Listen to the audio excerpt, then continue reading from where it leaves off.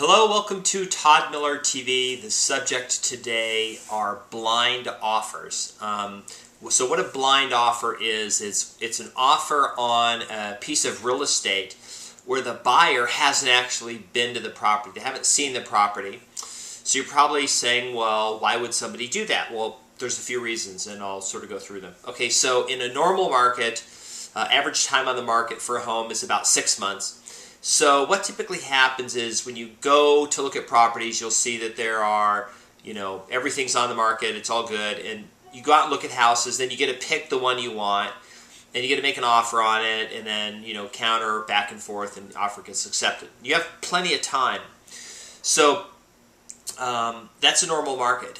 That's how I would say it traditionally has been. But so right now in many markets, especially here in Las Vegas real estate market, we have a scenario where a house comes on the market, within a couple days it gets a whole bunch of offers and it disappears. It's under contract. So by the time you find out about it, your agent finds out about it, you go to the house, you look at the property, you submit an offer, it's either already under contract or you're competing with people. So what we've seen is that people are submitting a blind offer. This is how we know.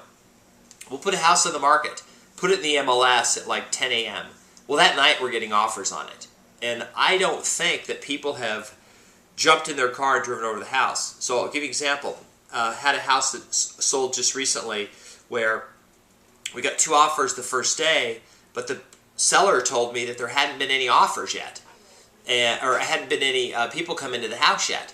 So I'm like, how can I have 2 offers if no one's been to the house? Well, they were little low in cash offers, because what they were doing is they just, everything that comes on the market, they lowball for cash, hope they get it, and then later they go look at it. So there's a couple, I'm going to give you the advantages and disadvantages of blind offers. Okay, an advantage of a blind offer is you get your offer out there fast. Okay, that's one advantage. That's really the only advantage. I mean, you're pricing, well, what if they accept it? And then what if you get the house and don't like it? Well, that's what due diligence is for. If they get to the house, this is what they do. They write the offer, it's accepted. They go, yay! They show up at the house a couple days later and they look at it and go, oh, we don't like it. So then what happens is they go, we're within our due diligence, we're going to cancel it. Okay, so that's the advantage. Here's the disadvantage.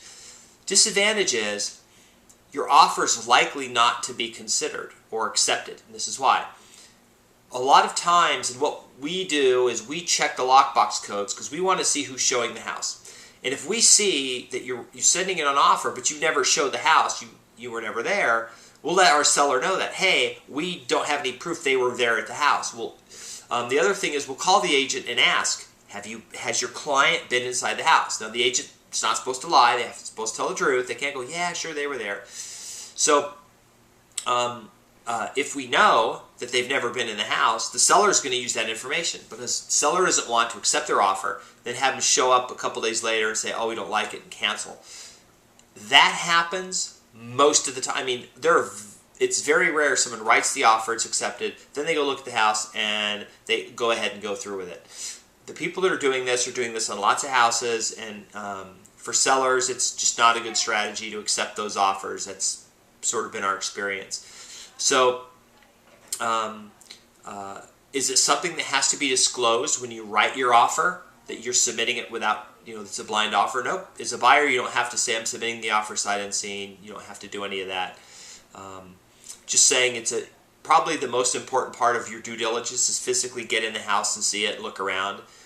Just because you saw the pictures on the MLS, a lot of agents don't take enough pictures, and you won't know everything about the house until you're actually in it. The other thing that MLS pictures won't tell you are smells and things like that. So very important to see the house. So anyway, that's sort of my advice for writing blind offers on real estate properties. Personally, don't think it's a good idea for sellers to accept those offers. There are some advantages, though, for buyers. Anyway, that's my update, and hope to see you on another video. Thanks.